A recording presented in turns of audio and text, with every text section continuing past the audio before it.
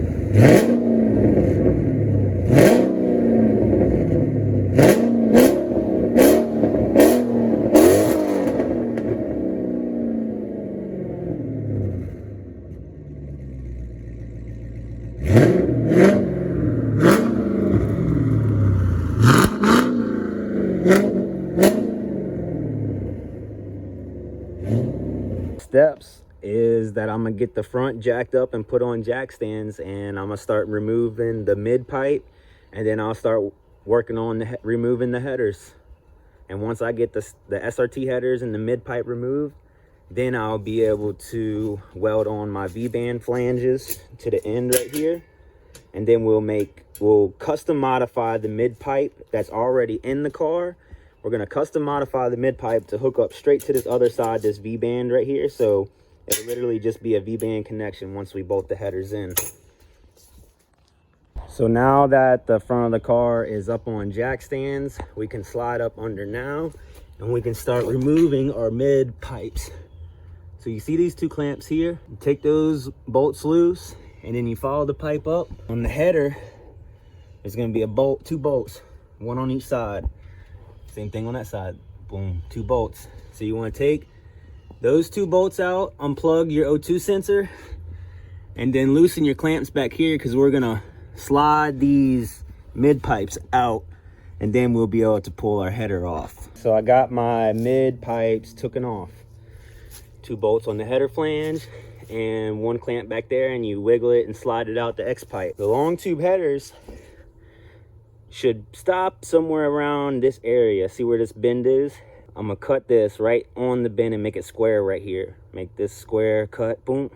And then that's about where the V-band flange will get welded on.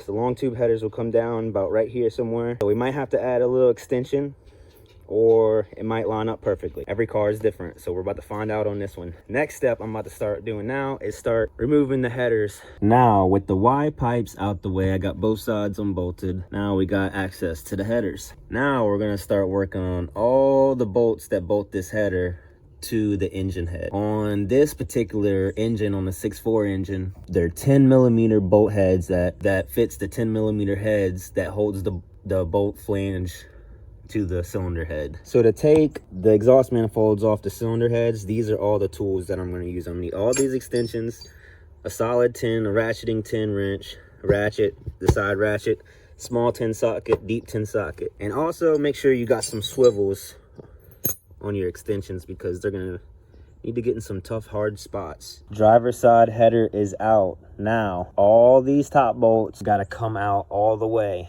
Now the ones on the bottom, if you can see, there's notches on the headers.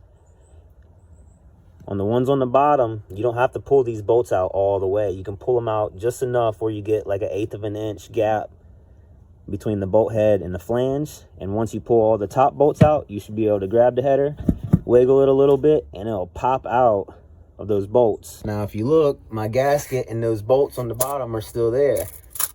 All I did was loosen these bolts up just enough where I can slide the header through the notch and pull it out. Now what I'm gonna do is I'm gonna replace this gasket and I'm gonna put all these bottom bolts back in, just enough room where I can get the header to slip on. And once I get the header slip on, I'll put all the other bolts in loosely before I tighten any of them. You got to put all the bolts in loosely because if you tighten one up, you won't be able to get the next one in. So you put all the header bolts in loosely and then go and tighten them all up. Now all the bottom bolts on the header I did from the bottom side underneath the car. These 3 right here I did from the top engine bay. And then this one right here, I got from the bottom of the car. To be able to get to those top 3 header bolts on the driver's side, I removed the air intake and I loosened up the mounting bolts that hold up the coolant jug, and I picked it up and pushed it out of the way so I can have room right here to get my hand in to the top bolts with a ratchet and a side ratchet. So this is how I got to the top bolts. I used a ratchet with the 10. Then as soon as I broke it loose, I slid this in there, pulled them all the way out. So now that the driver header is completely out, I'm going to start removing the passenger header. Now there's gonna be nothing I can do right here about removing like I did on that side. I'm just gonna have to fish my hands in there and do the best I can to get the bolts out the top. First thing we're gonna have to do to start removing the passenger side header is we're gonna have to take this starter off. This bolt, and this bolt is a 15mm bolt head. Take those bolts out and we'll take the starter and we'll set it on top of this frame and slide it back. Before we even take this off, we got to take off the battery power because if we ground this out, who knows, we might catch the car on fire. So if you look right here in the passenger fender well, I got this power wire. So I just went ahead and disconnected it because this goes straight to the starter. Now, if you didn't want to do it like this, you can just go to the back of the car and remove the battery. So now that I'm gonna start taking all these bolts out the starter, and then I'm gonna set it down right here, and then that'll give me enough room to get to the bottom of the bolts on this header, because right now I can't get to the bottom bolts because the starter's in the way. All right, so one of these bottom bolts are gonna be your worst nightmare. This bottom bolt right here, it's the second one from the front.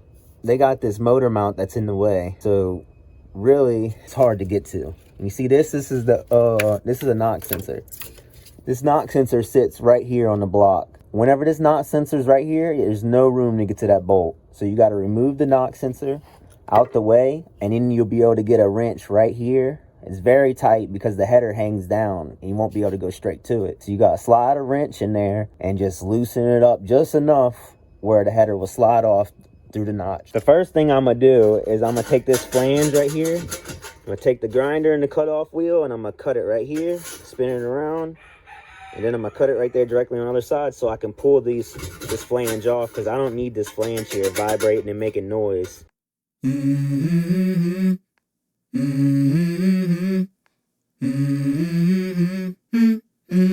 Let's go. I wake up to a little bit of drool on my pillow, feel like it's gonna be a bad day. Yeah, I'm tired of shit and the coffee ain't hit yet, damn ain't that great. I don't wanna go to work cause my boss is a jerk and I'm not even that paid. I need a change in my life cause I don't feel alive and there's nothing that makes me happy. Hold my beer for a minute, I'm about to quit my job, cash in for a ticket. I'm going on a trip and I don't... Just like that, I got the V-band flanges welded on. Not the prettiest welds, but they ain't gonna leak, so I ain't tripping. MIG welder did its little job. So all I gotta do now is go throw these headers on, and once we get these on, we should be able to start making our mid pipes to fit our headers. Before I stick the header in there, you can definitely see a big difference in the tube length. Granted, the SRT headers are really great OEM headers. Like, they flow amazingly. It's not really going to be a big horsepower gain. Probably not even going to notice any difference at all. Just like maybe a different note in the exhaust. And that's all I'm going for, to be a different sound. Reliability wise, the stock headers would be the best, because they can take some heat. They don't really crack like talking about or whatnot. These, who knows how long they're gonna last. The welds might crack and stuff like that, so we'll find out. Both headers are bolted in all the way. Next step is to start putting our O2 sensors in. So I'm gonna take the O2 sensors off the old ones, and I'm gonna put them in the new ones and hook them up. Hook those up. Also, I'm gonna throw my knock sensors back on both sides, because remember, we had to take them off to get to the one bolt. So I'm gonna throw my knock sensors back on, my starter back on, hook everything back up around the headers that we took apart. And then we will start working on modifying the mid pipe to connect to the rest of the exhaust. Now that we have the headers completely bolted in, we can start customizing our mid pipes to fit the long tube headers. So what I'm gonna do is I'm gonna take the grinder and make a cut right there and a cut right there. So I'm gonna cut those off, cut these ends off, and I'm gonna go slide those back into the X pipe, and then I'm gonna see what the difference is from this point to the header is, and then I'm gonna get a piece of extension pipe, and then I'm gonna weld the extension pipe and the V-band flange. So whenever I put that in, it should bolt up and butt right up to the V-band flange on the long tube header. Going on a trip and I don't plan to visit. I'm gonna stay there till I feel like I'm winning. Oh, and this is just the beginning. I need a big change, help me feel like living. So now that I got my mid pipes cut, I can shove these ends back into the X pipe, and I can start making measurements and seeing where my V-band flange, and if I'm gonna need to extend it or maybe cut it back more, I don't know. So we got to slide those in now and start making measurements. All right, so now that I got my mid pipes in, we can see the actual gap difference right here, both sides, and they line up perfectly. So all I'm gonna have to do is get a straight piece of pipe, weld it to the V-band flange, bolt the V-band flange on, and then weld the other side to there.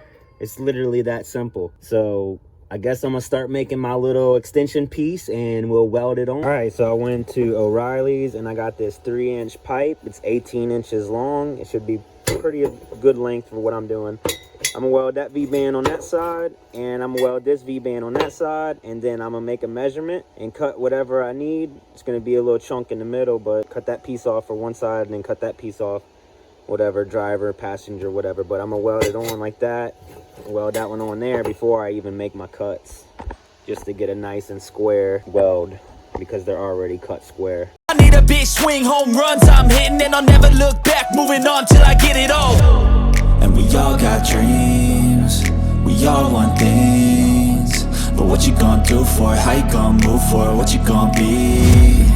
And do you believe you can do anything? But what you gonna do for it? How you gonna move for it? What you gonna be? Now that I got the V-band flange welded on both sides, I'm gonna go under there, make measurements, and then I'm gonna come over here, lay my measurement out, label each side, because they're going to be different measurements, and then measure it out, make your cut, slide up under there, and make your last weld. Before you make your weld right there, you want to clamp this on and make sure it's sealed all the way on the header, and then weld.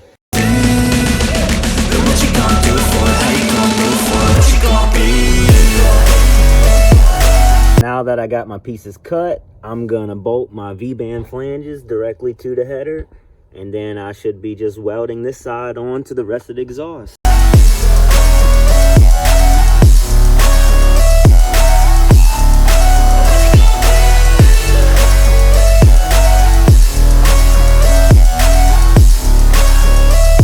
go!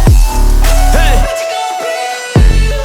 Yeah, this is my life, my strife, my right to fight, to die. And just like that, we got us a full exhaust with some long tube headers, V-band flanged adapters on the back of them, so it'd be real easy to come off.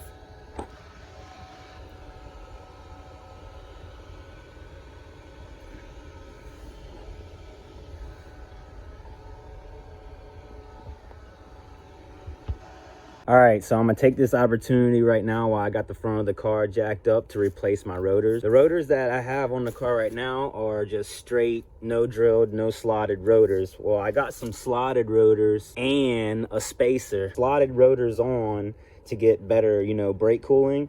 And I'm also gonna throw that spacer on because if you could see, my tires rubbing on the sway bar and on the frame. And also that spacer is going to push the wheel out, and while it pushes the wheel out, it gives it more of a turning radius, so it's better for whenever I go to drift anyway. So I'm going to swap those out, and then we'll be starting the car up and seeing what it sounds like. Got the rotors swapped out, got the spacers on. Now I'm about to get it on off the jack stands and we're going to crank it up. So this is the next upgrade on the list. We got some AAD trailing arms, some billet aluminum compared to the OEM weak aluminum with the rubber bushings. See, this is a solid mount now. Should be more stronger where it won't flex like this one will. Also in this bushing, it won't flex since this one's solid. So it should stop my wheel hop for now until I upgrade all the arms in the rear end. But with the budget, these are $500, just the trailing arms, but so I'm buying piece by piece, arm by arm, because I'm not rich. But we got the trailing arms, and I'm gonna upgrade those now, put those on. Next upgrade on the list, my rear rotors. They are all grooved up on both back sides, and they have no slots. So I got another set of rotors, which are in decent shape. I just cleaned them up with the wire wheel to get all the surface rust off. And they got slots, so I'll get a little bit of better cooling with these slots compared to this. So upgrading the rear ones. Also the front ones are the same way as these.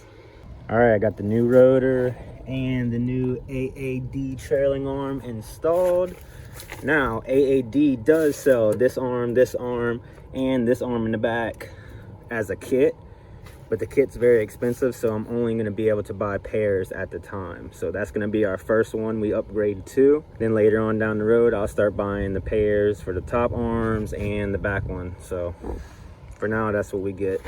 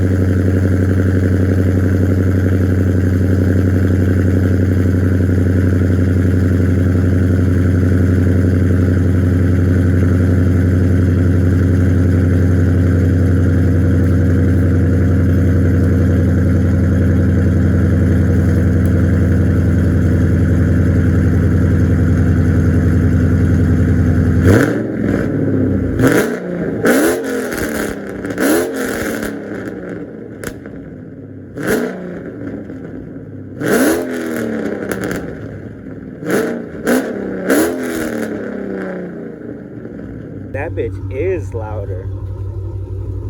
That bitch is way louder. That's crazy. I guess them headers do make a different noise. It sounds different too, like it adds a different exhaust note.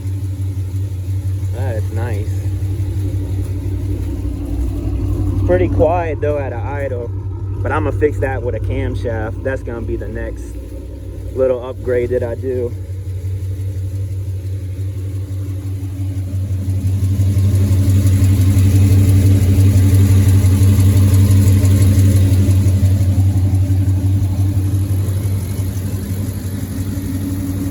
I say we go take it on the road and see how much of a difference it sounds, and to see if we get any more like better throttle response.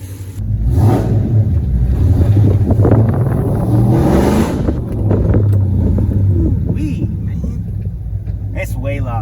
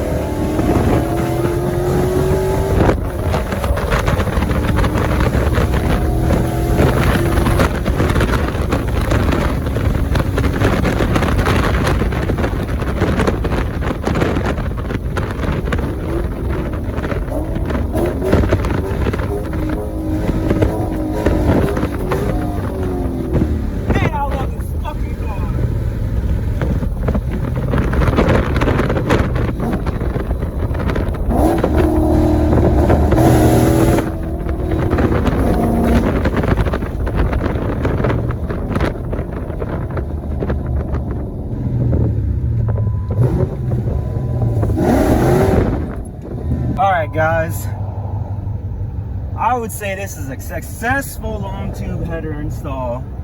This bitch sounds nasty. I love it. Now I just can't wait to what it sounds like with a camshaft. I'm stuck in between 3 different camshafts right now. The Chopstick, the Chopacabra, and the Warthog. I really want to do the Warthog. I haven't heard that one at all yet, so I'm probably gonna do that one. So stay tuned to the next video where we cam swap it